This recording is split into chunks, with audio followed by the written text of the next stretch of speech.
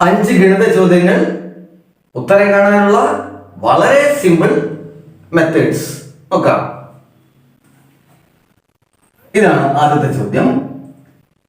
a + b = 28, b + c = 40, c + a = 32 ആയാൽ a + b + c. ഈ ചോദ്യത്തിന്റെ ആ രീതിയൊക്കെ കണ്ടിട്ട് ബേജാറാകണ്ട, നമുക്ക് വളരെ സിമ്പിൾ ആയിട്ട് തന്നെ അതിന്റെ ഉത്തരം കാണാം. a + b = 28,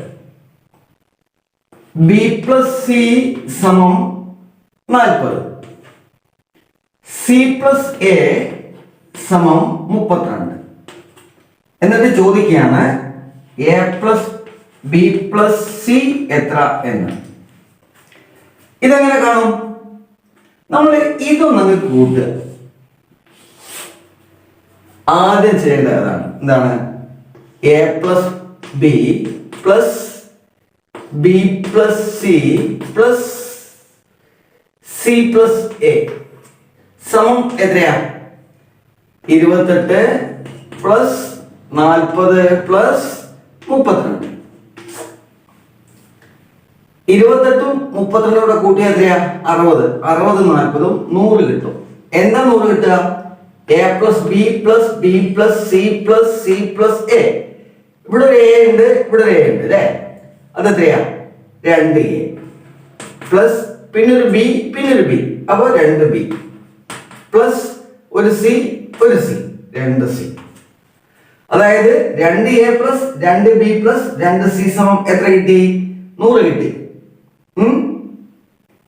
2a + 2b + 2c സമം 100. ഇതെല്ലാം രണ്ടാണ്. ചോദ്യം ഓരോന്ന്. അപ്പൊ ഇതൊക്കെ രണ്ടാകുമ്പോൾ ഒന്നാണെങ്കിൽ എന്ത് സംഭവിക്കും? a + b + c സമം 100/2 സമം 50. ഇതിന്റെ ഉത്തരം 2a + 2b + 2c സമം 100 ആണെങ്കിൽ a + b + c സമം 100/2 സമം 50. അതേ ഉള്ളൂ. ഓക്കെ, അടുത്ത ചോദ്യം.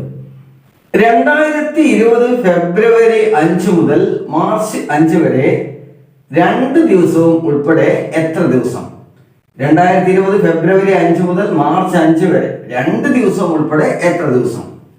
2020 ഫെബ്രുവരി 5 മുതൽ 2020 മാർച്ച് 5 വരെ ഈ 2 ദിവസം ഉൾപ്പെടെ എത്ര ദിവസം എന്നാണ് ചോദിച്ചിരിക്കുന്നത്. ഇതിനകത്ത് ഒരു ആശയക്കുഴപ്പം ഉണ്ടാക്കാൻ വേണ്ടിയിട്ടുള്ള ചോദ്യം. അതെന്താ? ഈ ഫെബ്രുവരി 2020 ഫെബ്രുവരി സാധാരണ എല്ലാ ഫെബ്രുവരി 28 ദിവസമാണ്. പക്ഷെ 2020 അധിവർഷമായതുകൊണ്ട് എത്ര ദിവസമുണ്ട്? 29 ദിവസമുണ്ട്.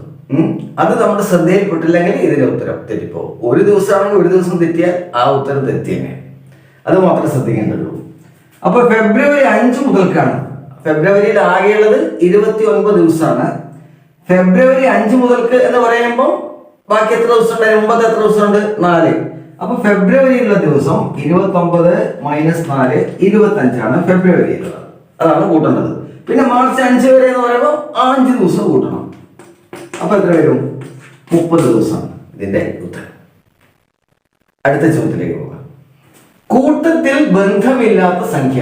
അപ്പൊ കൂട്ടം ഇവിടെ തന്നിട്ടുണ്ട്. 111, 121, 132, 143, 154. 111, 121, 132,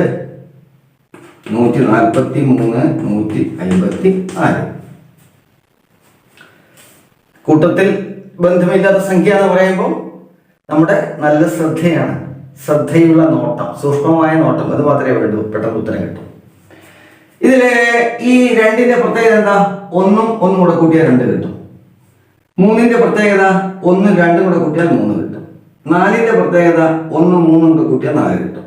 5ന്റെ പ്രത്യേകത 1ഉം 4ഉം കൂടെ കൂട്ടിയാൽ 5 കിട്ടും. അതായത് ഇതിന് നടുക്കുള്ള സംഖ്യ എന്ന് പറയുന്നത് ആ 2 അറ്റത്തുള്ള സംഖ്യ കൂട്ടിയാൽ കിട്ടുന്നതാണ്. ഇത് ഓരോന്നും ചുരുക്കി ഇങ്ങനെ പറയാം, ഇതെല്ലാം 11ന്റെ ഗുണിതങ്ങളാണ്. ഇതൊഴിച്ച് ഇത് 11ന്റെ ഗുണിതമല്ല. അപ്പൊ കൂട്ടത്തിൽ പെടാത്ത സംഖ്യ ഇതാണ് 111. അടുത്ത ചോദ്യം 1/5 പ്ലസ് 2/5 സ്ക്വയർ പ്ലസ് 3/5 ക്യൂബിന്റെ ദശാംശ രൂപം എന്താണ്? 1/5 പ്ലസ് 2/5 സ്ക്വയർ പ്ലസ് 3/5 ക്യൂബ് അതിന്റെ ദശാംശ രൂപമാണ്. 1/5 പ്ലസ് 2/5 സ്ക്വയർ പ്ലസ് 3/5 ക്യൂബ്. അപ്പം ഇങ്ങനെ ഭിന്നസംഖ്യ തരുന്നു, അത് സ്ക്വയർ ക്യൂബ് ഒക്കെ ആയി തരുന്നു. അമ്മോ ഇതെന്തൊരു കണക്ക് എന്നൊന്നും വിചാരിക്കണ്ട, നമുക്ക് വളരെ നിസ്സാരമായിട്ട് ഇതിന്റെ ഉത്തരം കാണാം. 1/5 പ്ലസ് 2/5 സ്ക്വയർ എന്ന് പറഞ്ഞാൽ എത്രയാ? 5 ഗുണിക്കണം 5 25 അല്ലേ? അപ്പോ 2/25 പ്ലസ് 3 എത്ര വരും? 5 ക്യൂബ്. തെറ്റിപ്പോകരുത്, കൃത്യം പറ.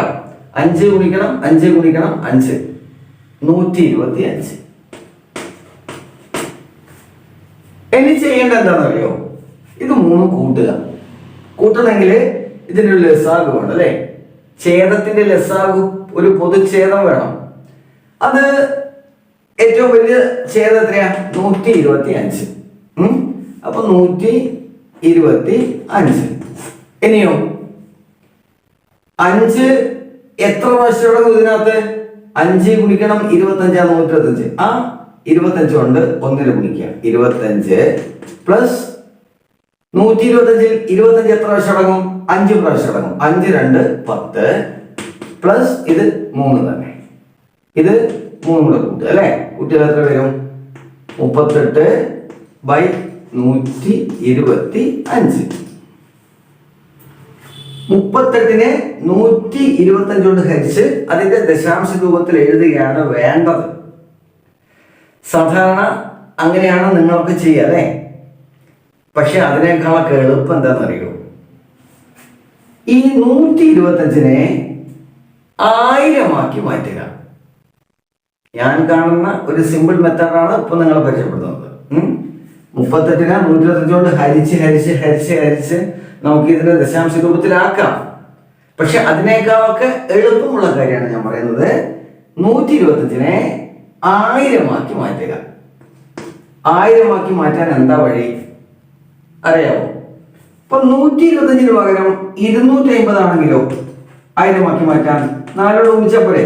4 250 ആണ് 1000 അല്ലെ?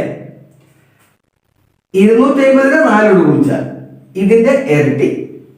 അപ്പൊ 125നെ 1000 ആക്കി മാറ്റാനോ ഇതിന്റെ ഇരട്ടി കൊണ്ട് ഗുണിച്ചാൽ മതി. അതായത് 8 കൊണ്ട് ഗുണിച്ചാൽ മതി. ഇതിനെ 8 കൊണ്ട് ഗുണിക്കുമ്പോൾ എന്ത് വേണം? അംശത്തെയും 8 കൊണ്ട് ഗുണിക്കണം. അത്രയേ ഉള്ളൂ. ഛേദത്തെ 8 കൊണ്ട് ഗുണിക്കുമ്പോൾ ഒരേ വിലയുള്ള ഭിന്നസംഖ്യ കിട്ടാൻ അംശത്തെയും 8 കൊണ്ട് ഗുണിക്കണം. അപ്പൊ നമ്മളത് ഗുണിച്ചു നോക്കുക. 8 8 64 6 ആക്കി. 8 3 24 6 30 304/1000.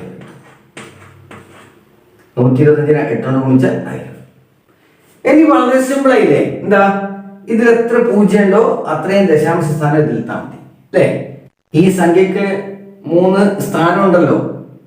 നമുക്ക് 1000 കൊണ്ട് ഹരിക്കുമ്പോൾ 3 ദശാംശ സ്ഥാനമാണ്. അപ്പൊ ഇത് മുഴുവനും ദശാംശം ഇട്ടാൽ മതി. അതായത് 0.304. ഇങ്ങനെ ചെയ്യുന്നതാണ് അതിന്റെ ഭംഗി. ഓക്കെ, അടുത്ത ചോദ്യത്തിലേക്ക് പോകാം. ഒരു സമാന്തര ശ്രേണിയുടെ ആദ്യ പദം 25ഉം പൊതുവ്യത്യാസം 10ഉം ആയാൽ ആദ്യത്തെ 20 പദങ്ങളുടെ തുക എത്ര? ഒരു സമാന്തര ശ്രേണിയുടെ ആദ്യ പദം 25ഉം പൊതുവ്യത്യാസം 10ഉം ആയാൽ ആദ്യത്തെ 20 പദങ്ങളുടെ തുക എത്ര? ഈ സമാന്തര ശ്രേണിയുടെ തുക കണ്ടുപിടിക്കാനുള്ള സൂത്രവാക്യം n/2 into 2a plus n-1 into d. ഇതാണ് n എന്ന് പറയുന്നത് 20 ആണ്. n സമം 20. a ആദ്യ പദമാണ്. അത് എത്രയാ? 25. പിന്നെ d എത്രയാ? 10. അപ്പോ n/2 20/2. 2a എന്ന് പറയുന്നത് 25. അപ്പൊ 2a എന്ന് പറയുന്നത് 50. പ്ലസ്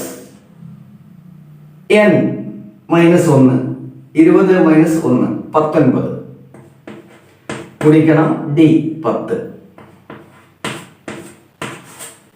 അപ്പോ n/2 20/2 10 ഗുണിക്കണം 50 പ്ലസ് 19 ഗുണിക്കണം 10 190.